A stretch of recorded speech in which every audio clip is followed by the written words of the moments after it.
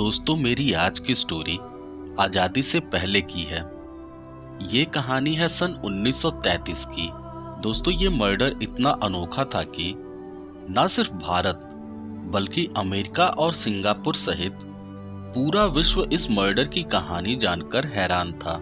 America ने अपने time magazine और सिंगापुर ने स्टेट टाइम्स में इस मर्डर मिस्ट्री को बड़े दिलचस्पी के साथ छापा था। तो दोस्तों, इस कहानी की शुरुआत होती है पाकुर नामक स्थान से, जो आज के समय में झारखंड का एक जिला है, पर 1933 के समय बंगाल का एक हिस्सा था। पाकुर एक धनी रियासत के रूप में प्रसिद्ध था। इस रियासत के मालिक उस वक्त प्रतापेंद्र चंद्र पांडेय थे। इन्होंने 2 शादियां की थी। पहली पत्नी से इन्हें 2 बच्चे हुए थे, एक लड़का बेनोयेंद्र और दूसरी लड़की काननबाला। इसी तरह दूसरी बीवी से भी इन्हें 2 बच्चे थे, एक लड़की बेनोबाला और एक लड़का अमरेंद्र। अमरेंद्र के जन्म के बाद ही उनकी मां की मृत्यु हो गई। मां की मृत्यु के बाद अमरेंद्र को उनकी मौसी ने पाला। 1929 में इनके पिता की भी मृत्यु हो गई। पिता की मृत्यु के बाद उनकी संपत्ति दोनों भाइयों में बराबर बांट दी गई। चूंकि अमरेंद्र उस समय नाबालिग थे, इसलिए बालिग होने तक उनके संपत्ति की देखरेख सौतेले भाई बेनोयेंद्र को सौंप दी गई। अमरेंद्र जब 18 वर्ष के हुए तो उन्हें उनकी संपत्ति सौंप दी गई।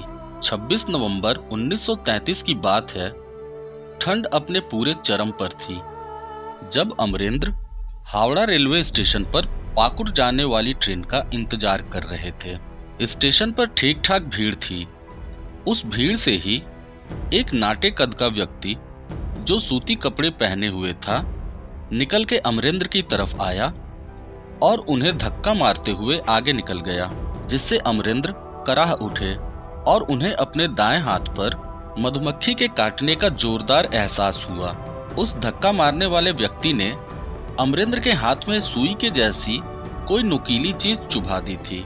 इससे पहले अमरेंद्र उस आदमी को रोकते, वो आदमी भीड़ में गायब हो गया। जहां उसने अमरेंद्र को सुई चुभोई थी, उस स्थान से हल्का सा मांस कट गया था और सफेद लिक्विड जैसा कुछ बाहर निकल रहा था। अमरेंद्र ने हालांकि अपने लोगों को तुरंत ही बताया कि किसी ने उन्हें सुई चुभो दी है। ये देख के उनके रिश्तेदार एवं उनकी बहन बोनोबाला ने उन्हें पाकुर जाने से रोका, ताकि वे उन्हें हॉस्पिटल ले जाकर उनका इलाज करा सकें। पर उनके बड़े सौतेले भाई ने मना कर दिया। बोला कि ये तो मामूली सी खरोच है और पाकुर जाके वहीं डॉक्टर को दिखा के दवा ले लेना। अमरेंद्र ने भी उनकी बात मान ली और पाकुर वापस चले आए। पाकुर पहुंचने के अगले दिन अमरेंद्र की तबीयत बहुत ज्यादा खराब हो गई। अमरेंद्र को वहां के डॉक्टरों को दिखाया गया, पर अमरेंद्र को जरा भी आराम नहीं आया। इसके तुरंत बाद ही अमरेंद्र कलकत्ता वापस लौट आए और वहां के जाने माने डॉक्टर नलिनी रंजन सेन गुप्ता को उन्हें दिखाया गया। अमरेंद्र का दायां हाथ सूज चुका था, बुखार 105 डिग्री पहुंच चुका था, धड़कनें कभी तेज तो कभी धीमे चलने लगी थी, फेफड़ों की बीमारी भी दिखने लगी थी।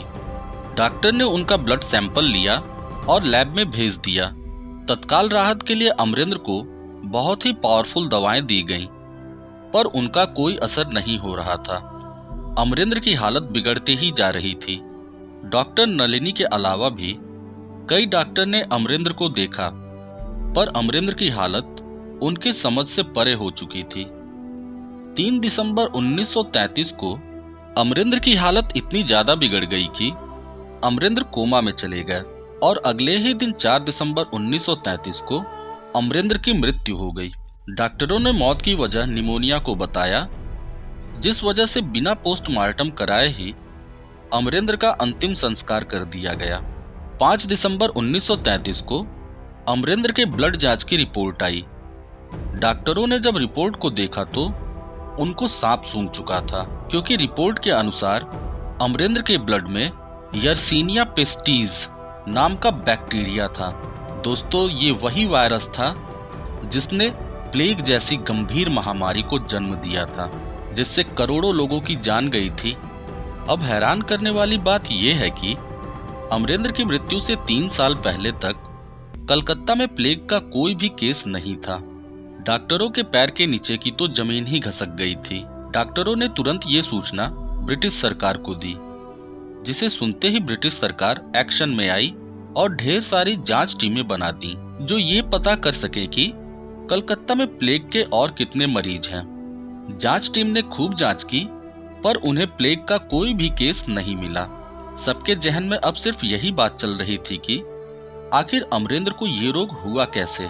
अमरेंद्र के परिवार को अब अमरेंद्र की मौत पर शक होने लगा।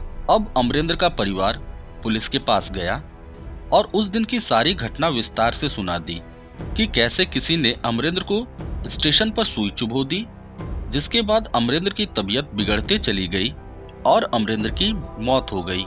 पुलिस भी एक्शन में आ गई और डॉक्टरों से मिलकर ये जानने लगी कि क्या सुई के माध्यम से किसी व्यक्ति के अंदर प्लेग का वायरस इंजेक्ट किया जा सकता है।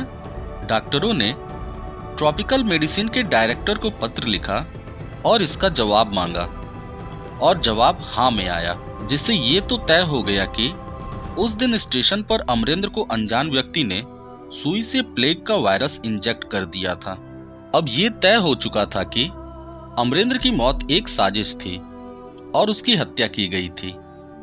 अब जो सवाल था वो ये था कि जिसने भी अमरेंद्र को प्लेग का वायरस चुभोया था, उसे आखिर ये प्लेग का वायरस मिला कहां से।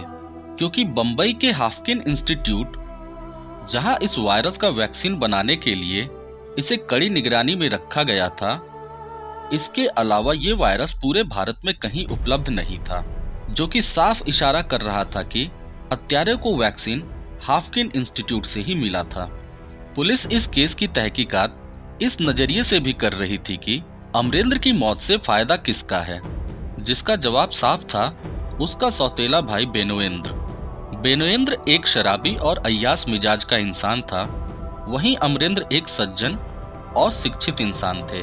आसपास के लोगों के अनुसार पिता की संपत्ति बंटने से बड़ा भाई बेनोएंद्र काफी गुस्से में था और उसने अमरेंद्र को जान से मारने की अनेकों कोशिशें पहले भी की थी।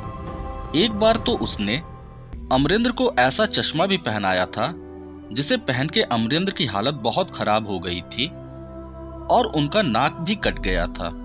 चश्मे की जांच से पता चला कि उस पे टिटनेस के बैक्टीरिया थे जो कि अमरेंद्र को इन्फेक्ट कर चुके थे। डॉक्टरों ने टिटनेस का एंटीडोट दिया, तब जाकर अमरेंद्र की जान बची थी। इतना जानते ही पुलिस बेनोएंद्र को पकड़ने पहुंची तो पता चला कि वो कलकत्ता से बाहर भागने की फिराक में है। फरवरी 1934 में पुलिस ने उसे आसनसोल स्टेशन पर पकड़ लिया और वापस लाकर कड़ी पूछताछ करनी शुरू कर दी। पूछताछ में एक नाम सामने आता है जो था डॉक्टर तारानाथ का। तारानाथ बेनोएंद्र के हर जुर्म में उसका साथी था। पुलिस ने तारानाथ को पकड़ा तो पता चला कि तारानाथ कोई डॉक्टर नहीं बल्कि लैब जांच में काम करने वाला एक सामान्य सा कर्मचारी है और इसी वजह से वो टिटनेस और प्लेग के वायरस की जानकारी से फैमिलियर था। तारानाथ ने पहले भी हाफकिन इंस्टीट्यूट से कई बार प्लेग वायरस पाना चाहा था, पर उसे सफलता नहीं मिली। तब बेनोएंद्र खुद बंबई जाकर सभी डॉक्टरों को खूब पैसा खिलाता है और महंगी शराब पिलाता है और खूब अय्याशी कराता है, जिसके बदले में 2 डॉक्टरों ने उसे प्लेग वायरस के नमूने की 2 शीशी दे दी और फिर तय हुआ अमरेंद्र की मौत का प्लान। बेनोएंद्र ने एक आदमी को ढेर सारे पैसे दिए और उस आदमी ने हावड़ा स्टेशन पर अमरेंद्र के शरीर में सुई की मदद से वायरस इंजेक्ट कर दिया। ये व्यक्ति एक कॉन्ट्रैक्ट किलर था जो कभी पकड़ा नहीं गया। कोर्ट में केस चला और निचली अदालत ने बेनोएंद्र और तारानाथ को अमरेंद्र की मौत का दोषी मानते हुए इन्हें मौत की सजा सुनाई, पर 1934 में हाई कोर्ट ने इस सजा को मौत से बदलकर उम्र कैद की कर दी। जेल में रहने के दौरान बेनोएंद्र ने अपना मानसिक संतुलन खो दिया था और तारानाथ तो पूरी तरह से पागल हो चुका था। सजा खत्म होने के बाद बेनोएंद्र अपने घर वापस आया और मानसिक संतुलन खो देने की वजह से वो अब पूरे परिवार को मारने की धमकी देता था। घर वालों ने किसी तरह से उसे कमरे में बंद करके पुलिस को बुलाया। पुलिस वहां आई और बेनोएंद्र को अपने साथ चलने को कहा। तब बेनोएंद्र ने पुलिस पे ही गोलियां चलानी शुरू कर दी।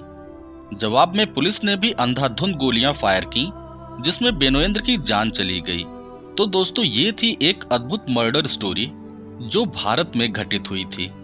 उम्मीद करता हूं कि कहानी आपको पसंद आई होगी।